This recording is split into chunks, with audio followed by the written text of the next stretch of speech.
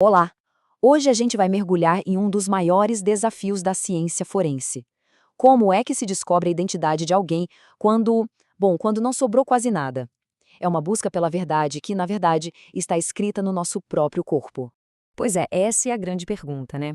Quando os métodos normais não funcionam mais, os peritos precisam se virar para os sinais, para as marcas que ficam para trás. São pistas silenciosas, mas que contam a história de uma vida inteira. Então vamos lá, vamos fundo nisso.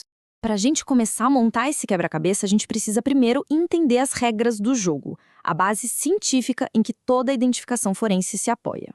Olha, antes de mais nada, é fundamental a gente separar duas coisas: reconhecimento e identificação. Reconhecimento é aquele ato visual, emocional, tipo quando um parente olha e diz é ele, é subjetivo. Já a identificação forense, não.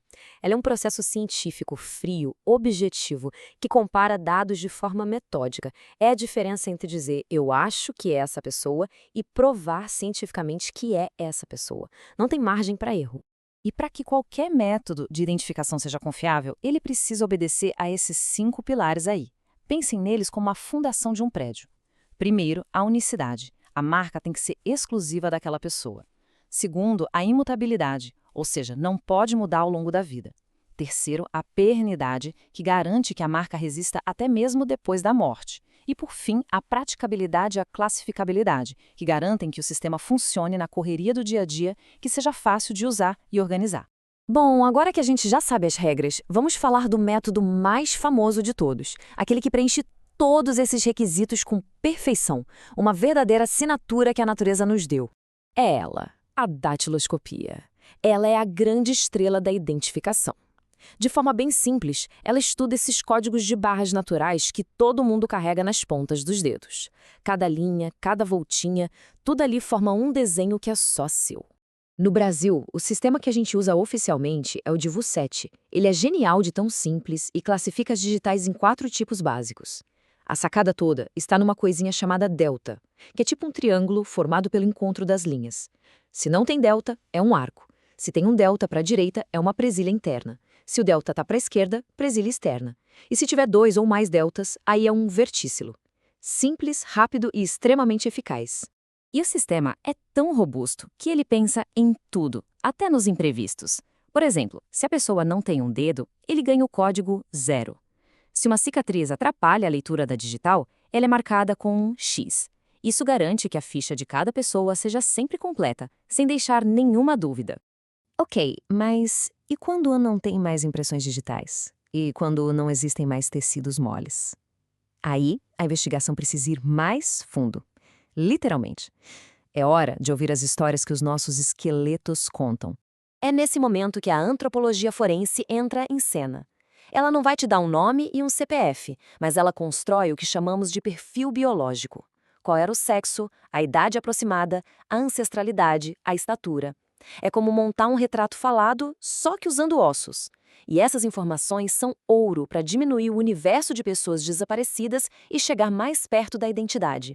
De todos os ossos, a pelve, ou a bacia, é a parte mais confiável para estimar o sexo de uma pessoa. A precisão chega a ser de 98%. E o motivo é pura biologia. A pelve feminina é naturalmente mais larga, mais aberta, dá pra ver ali no ângulo subpúbico, na incisura esquiática. São todas adaptações da evolução para a gestação e o parto. É uma marca inconfundível. Depois da pelve, o crânio é o segundo melhor indicador. De modo geral, os crânios masculinos são maiores, mais robustos, com os pontos de encaixe dos músculos mais pronunciados. Detalhes como a glabela, que é essa área entre as sobrancelhas, o processo mastoide, aquele ossinho atrás da orelha, e até o formato do queixo, tudo isso vira pista para montar o quebra-cabeça do perfil biológico. Mas a ciência forense não busca só saber quem a pessoa era. Muitas vezes, o desafio é entender o que aconteceu com ela. É conseguir ler a história que o corpo conta sobre seus momentos finais. E aí entra um campo chamado asfixiologia. Ela estuda as mortes causadas pela falta de oxigênio. É curioso que a palavra grega asfixia quer dizer sem pulso, mas hoje a gente sabe que o problema central é a interrupção da troca de gases no pulmão, que é o que nos mantém vivos. Segundo a Autor França, existe um roteiro trágico que o corpo segue nesse processo, dividido em 4 fases. Tudo começa no cérebro, com a falta de oxigênio causando tontura e angústia. Depois, vem uma fase de excitação, com convulsões. Em seguida, a respiração começa a falhar, fica lenta, superficial.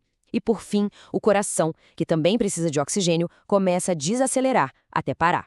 O mais importante aqui é que cada uma dessas fases deixa sinais específicos que um médico legista experiente consegue identificar.